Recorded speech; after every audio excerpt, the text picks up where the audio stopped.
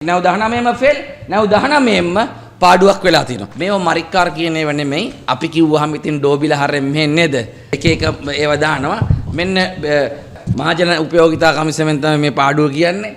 ඊළඟට මෙන්න බියුරෝ වෙරිටාස් සමාගමෙන් ලබා දීලා තියෙන රිපෝට් ටික මේ ආණ්ඩුව කයියෙන් තමයි ගෙනියන්නේ. විශේෂයෙන්ම වර්තමාන රජය බලයට පත් වුණාන් පස්සේ පෞගිය සැප්තැම්බර් මාසයේ ලංකාවට ගල් අඟුරු ගැනීම සඳහා දමනු ලැබූ ටෙන්ඩර් එක හරහා විශේෂයෙන්ම බාල ගල් අඟුරු එනවා කිලිවරලා අපි රටට හෙළිදරව් කරා. ඒකෙන් රටට විශාල පාඩුවක් වෙන බව අපි රටට හෙළිදරව් කරා.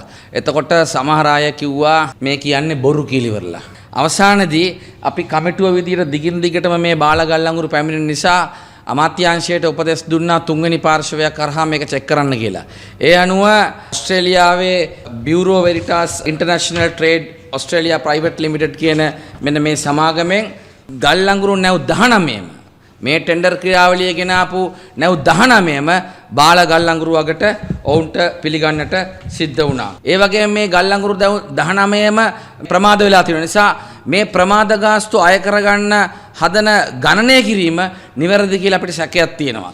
ඒ වගේම තමයි මේ බාල ගල් අඟුරු ගෙන්වීම නිසා ගහලා තියෙන දඩය ප්‍රමාණවත්ද කියන සැකයකුත් තියෙනවා.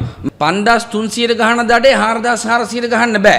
එතකොට මේ දඩ ගහන ක්‍රමවේදයත් හරිද කියලා අපිට හොයන්න සිද්ධ වෙලා තියෙන නිසා මහජන උපයෝගීතා කොමිසම මේ බාල ගල් අඟුරු ගෙන්වීමෙන් ජනවාරි මාසේ 1 වෙනිදා සිට ජූනි මාසේ 30 වෙනිදා දක්වා පාඩුව හැටියට දක්වලා තියෙනවා රුපියල් මිලියන 8536ක්. එතකොට ඊළඟට මේක ජූලි මාසේ පාඩුව, අගෝස්තු මාසේ පාඩුව සහ සැප්තැම්බර් මාසේ 12 වෙනිදා දක්වා මේක පාඩුව විඳලා ගන්න සිද්ධ වෙනවා. එහෙම බැලුවොත් එහෙම පාඩුව වෙනවා මිලියන 10000කට කිට්ටු වෙන ප්‍රමාණය.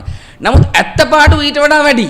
මොකද හේතුව දැන් ඩීසල් ලීටරයක් රුපියල් 700 ගාණක් කොස්ට් වෙනවා. හැබැයි සබ්සිඩරි එක අයින් කරයි පස්සේ තමයි ඔය දැන් විකුණන ගානට මේ වෙන්නේ. එතකොට ඒ ලීටර එකකින් රුපියල් 300කට ආසන්න ප්‍රමාණයක් විදුලිය නිෂ්පාදනය කිරීම සඳහා අතිරේකව වීදම් කරපු එක මේකට ගණන් අරගෙන නැහැ. එහෙම ගණන් හදලා බැලුවම අපි දන්නේ මේ මහ බැංකු හොරකමට වඩා පාඩුවක් මේකේ සිද්ධ වෙලා තියෙනවා. මේකේ වගකීම ගන්න කවුද? මේකට වග වෙන්නේ කවුද? අවසානයේදී මේකට ඇමතිවරයා ඉල්ලා සුනා කිරිවරලා පාඩුව ලැබෙන්නේ නැහැ. මේකට වග කියන්න ඕන අයගෙන් මේක අය කරගන්න කටයුතු කරන්න ඕන. මොකද හේතුව නැත්තම් මේ කියන්නේ මේ මිලියන 14000ක විතර පාඩුව යන්නේ මේ රටේ පාරිභෝගිකයා අතර.